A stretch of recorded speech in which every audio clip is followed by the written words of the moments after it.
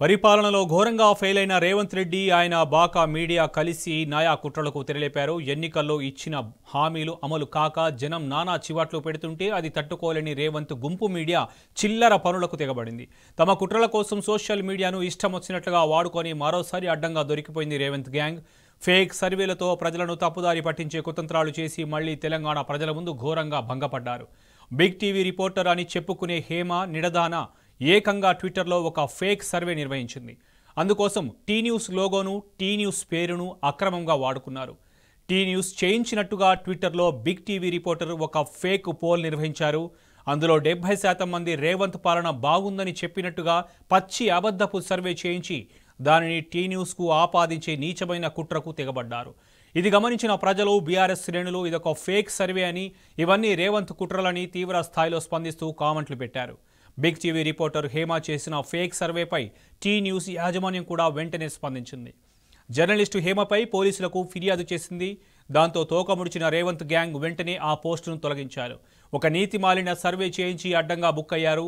పరిపాలన చేతగాకనే రేవంత్ రెడ్డి ఇలాంటి cheap tricks చేస్తున్నాడని జనం తీవ్రంగా మండిపడుతున్నారు. మంచి చేయమని అధికారం ఇస్తే ఇలా దొంగ సర్వేలతో పబ్బం గడుపుకుంటారా అని తెలంగాణ ప్రజలు నిప్పులు చెరుగుతున్నారు.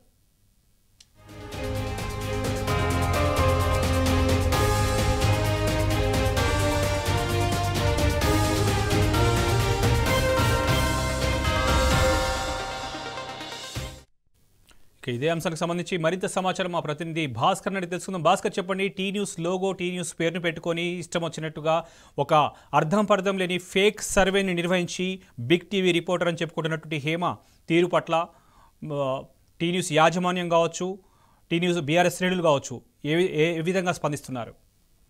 సోషల్ మీడియాను అడ్డం పెట్టుకొని ఏ విధంగా అయితే అధికారంలోకి తప్పుడు హామీలతో అధికారంలోకి వచ్చినటువంటి కాంగ్రెస్ పార్టీ మళ్ళీ అట్లాంటి అక్రమాలకే పాల్పడుతుందని చెప్పుకోవచ్చు.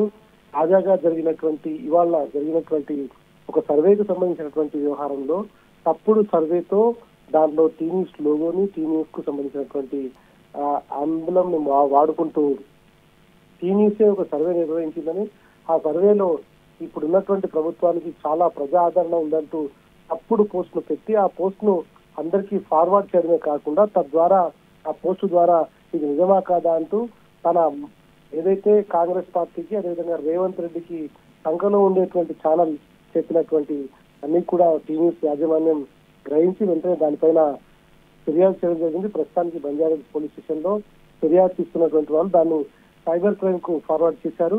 ఒక్కసారిగా ఇది బయటకు రావడంతో ఆ సదరు జర్నలిస్టు వెంటనే ఆ పోస్ట్ ను కూడా డిలీట్ చేసింది.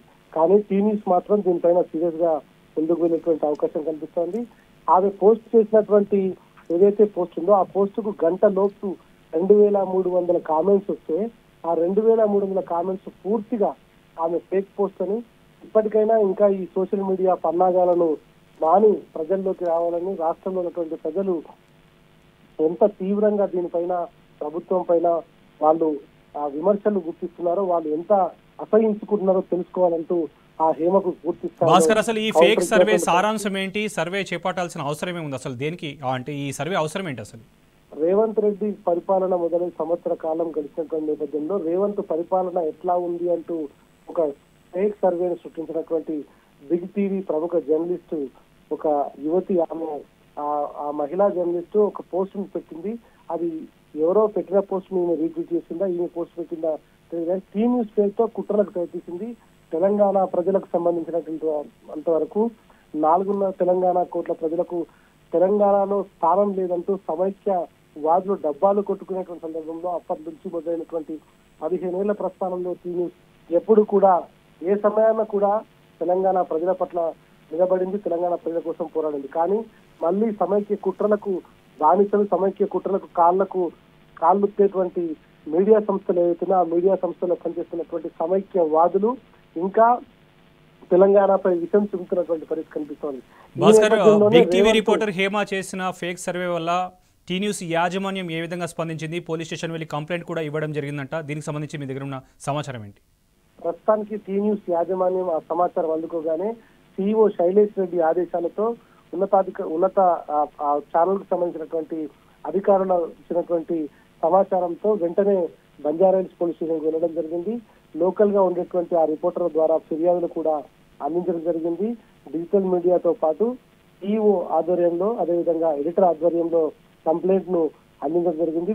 ఫిర్యాదు తీసుకున్నటువంటి బంజారాహిల్స్ సిఐ ఆ దానికి సంబంధించి జీడీ ఎంటర్ పెట్టి ఆ కేసును సైబర్ క్రైమ్ కు ట్రాన్స్ఫర్ చేస్తున్నట్టుగా చెప్పడం జరిగింది. మనకు ఒక సైబర్ క్రైమ్ కు వెళ్ళిన తర్వాత వాళ్ళు ఇన్వెస్టిగేషన్ కూడా కొనసాగిస్తారు. ఈ మొత్తం ఎపిసోడ్ లో హేమ అనేటువంటి జర్నలిస్టు విచ్చలవిడిగా రెచ్చిపోవడమే కాకుండా ముందు నుంచి కూడా తెలంగాణ ఉద్యమం పైన తెలంగాణ వాదం పైన సమైక్యవాదులు ఏ విధంగా చేస్తున్నారో కుట్రలు అదే విధంగా ఇప్పటికీ కొంతమంది ఆ కాలోజీ మాటలను గుర్తు చేసుకోవాల్సిన అవసరం కనిపిస్తోంది.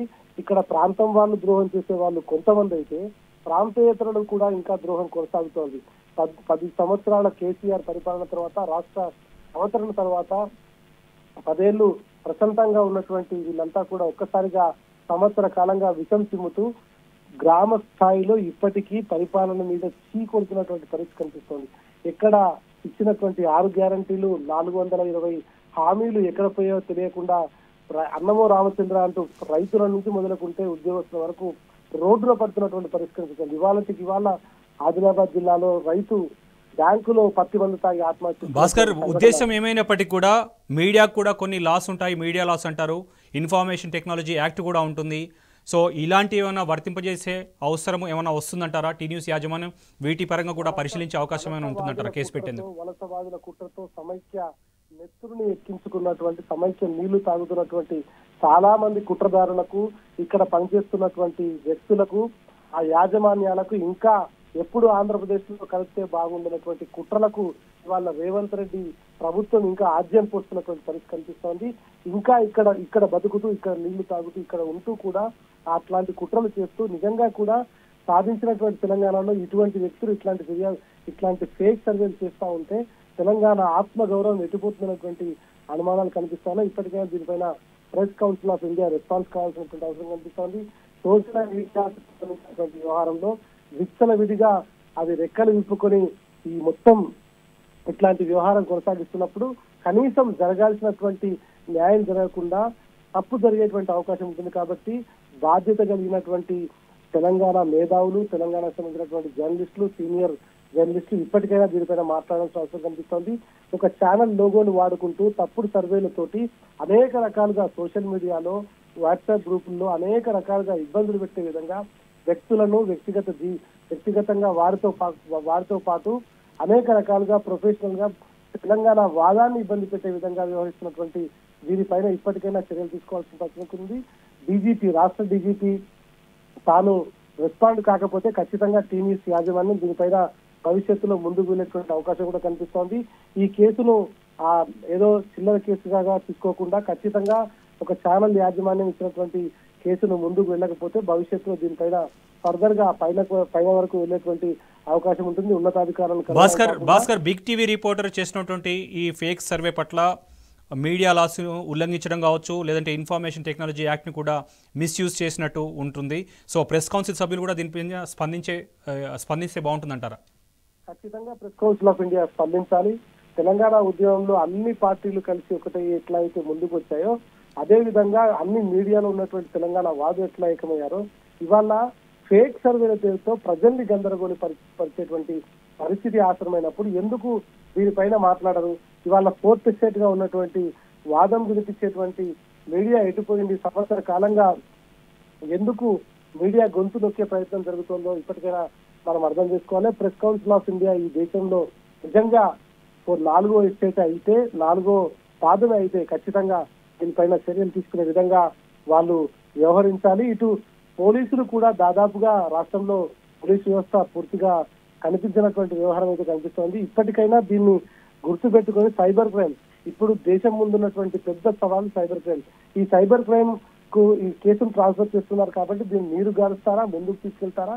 ఇట్లాంటి కుట్రలకు తెరలేపినటువంటి రేవంత్ రెడ్డికి సంబంధించినటువంటి మీడియా సంస్థల పైన చర్యలు తీసుకునేందుకు పోలీసులకు యూనిఫామ్ ఆ దమ్ ఇచ్చిందా లేదా అనేటువంటి కూడా తెలుసుకోవాల్సినటువంటి అవసరం కనిపిస్తోంది. రేవంత్ గుంపు మీడియా చేస్తున్నటువంటి ఈ వ్యవహారం వల్ల ప్రజల్లో గందరగోళం ఉండేటువంటి అవకాశం ఉంటుంది. నిజంగా కూడా గ్రామ స్థాయి నుంచి మొదలుకుంటే పట్టణ స్థాయి వరకు ఇవాళ జరుగుతున్నటువంటి అనేక ఇబ్బందులతోని ప్రజలు సతమతమవుతున్నటువంటి నేపథ్యంలో అనేక రకాలుగా కానీ భాస్కర్ బీఆర్ఎస్ శ్రేణులు సోషల్ మీడియా వేదిక ద్వారా ఏదైనా పోస్ట్ పెడితే ఇమీడియట్ గా రెస్పాండ్ అయ్యి అరెస్టుల వరకు అంటే ఇన్ఫర్మేషన్ టెక్నాలజీ యాక్ట్ ప్రకారం అరెస్ట్ చేసే ఈ పోలీసులు చూపించే అత్యుత్సాహం మరి ఒక జర్నలిస్టు మిస్యూజ్ చేసినటువంటి ఈ ఫేక్ సర్వే పట్ల ఎలాంటి యాక్షన్ తీసుకోనున్నారు సర్వత్రా అందరూ కూడా చాలా ఈగర్గా వెయిట్ చేస్తున్నారు దీనిపైన ఏమైనా యాక్షన్ వాళ్ళు ర్యాపిడ్గా ఫోర్స్గా తీసుకునే అవకాశం ఉందా? దీనిపైన ఇమీడియట్ గా సైబర్ క్రైమ్ అధికారులు యాక్షన్ తీసుకోవచ్చు. ఎందుకంటే స్క్రీన్ షాట్స్ ఉన్నాయి, దాంట్లో జరిగినటువంటి టెక్స్ట్ మెసేజ్ ఉంది, 2300 మెసేజ్లు ఇచ్చి ఒక మహిళా జర్నలిస్ట్ గా ఉండి బాధ్యతాయుతమైనటువంటి యువతిగా ఉండాల్సినటువంటి ఒక జర్నలిస్టు ఇటువంటి తప్పుడు పోస్టులను పెట్టడమే కాకుండా దాన్ని రీట్వీట్ చేసి మీరేమంటారు అంటూ క్వశ్చన్ వేయడం. అసలు సోషల్ మీడియా వచ్చిన తర్వాత ఇవాళ జర్నలిస్టులకు సంబంధించినటువంటి వ్యవహారంలో అనేక రకాలుగా దీనిపైన ఇష్టానుసారంగా వివరిస్తున్నటువంటి పరిస్థితి కనిపిస్తుంది. ఇటువంటి నీతి మాలిన సర్వేలు చేయించి అడ్డదారిలో దొరుకుతున్నటువంటి పరిస్థితి కనిపిస్తోంది. నిజంగా కూడా దీనిపైన పోలీసులు యాక్షన్ తీసుకోకపోతే, దీనిపైన ఐటీ యాక్ట్ కింద కేసు నమోదు చేయకపోతే రాబోయే రోజులలో బీఆర్ఎస్ పార్టీ పక్కన పెడితే టీ న్యూస్ యాజమాన్యం అయితే ఖచ్చితంగా దీనిపైన సిస్టమేటిక్ గా ముందుకు వెళ్లే అవకాశం కనిపిస్తోంది. కోర్టు ద్వారా సైతం దీన్ని న్యాయం చేసే విధంగా ముందుకు వెళ్తామనేటువంటి టీ న్యూస్ యాజమాన్యం చెప్తా ఉంది. Shobhan. Right Bhaskar, thank you.